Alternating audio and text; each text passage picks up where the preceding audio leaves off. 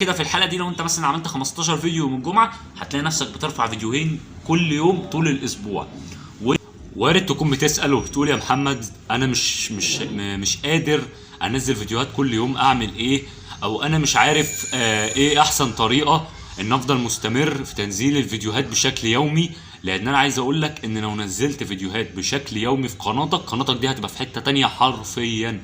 طب ايه افضل طريقه ان انا افضل مستمر في تنزيل فيديوهات في اليوتيوب، وان الاقي دايما وقت يبقى عندي فيديوهات كتير في القناه، وان افضل مثلا نزلت فيديو النهارده وارجع انزل فيديو بكره وارجع انزل فيديو بعد بكره، بس انا في نفس الوقت مش فاضي؟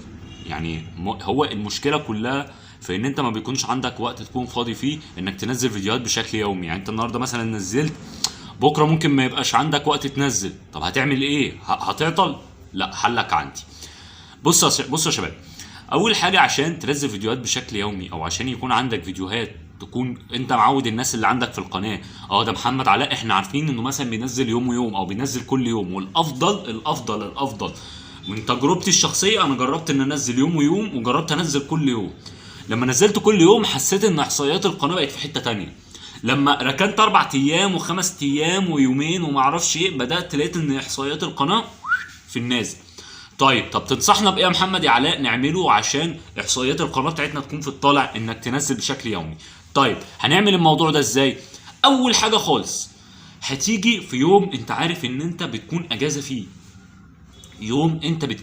فيه، وليكن يوم الجمعه، لان اغلب الناس بتكون اجازه يوم الجمعه. حلو قوي. هتاخد يوم الجمعه من اوله، خد مثلا منه 5-6 ساعات خليها تصوير بس، صور بتاع 15-20 فيديو، تمام؟ يبقى انت واخد 4 ساعات تصوير فقط لا غير، وافضل منتج. يعني انت مثلا صورت 20-25 فيديو في الاربع 5 ساعات دول، انا بعمل كده عن نفسي، تمام؟ بعد ما تصور بعد ما تصور ال 15 ولا 20 فيديو دول، ابدا منتجهم واحده واحده. ويا ريت يا سلام يا سلام بقى لو انت منتجت الفيديوهات كلها في نفس اليوم. تعمل ايه بقى يا معلم؟ اقول لك أنا. تبدا ترفعهم كلهم على اليوتيوب، بس تخلي الفيديوهات خاص. يعني ايه؟ يعني انت بس اللي تشوفهم في قناتك انت، وليكن يوم السبت انت طبعا مش فاضي عشان شغلك، تقوم عامل ايه؟ تغير الفيديو من خاص تخليه علني، هيبقى انت كده نزلت فيديو يوم السبت. تيجي يوم الاحد انت خلاص انت مأمن نفسك بقى لمده 15 يوم، ما انت عامل 15-20 فيديو. لو انت راجل بتنزل فيديوهين في اليوم، يا سلام، ده انت تبقى على دماغنا من فوق. يبقى انت كده في الحلقه دي لو انت مثلا عملت 15 فيديو يوم الجمعه هتلاقي نفسك بترفع فيديوهين كل يوم طول الاسبوع، وانت ما عملتش جديد، انت نفس الشغل اللي انت فيه ونفس الوقت اللي انت ما كنتش فاضي فيه، بس انا لقيت لك حل.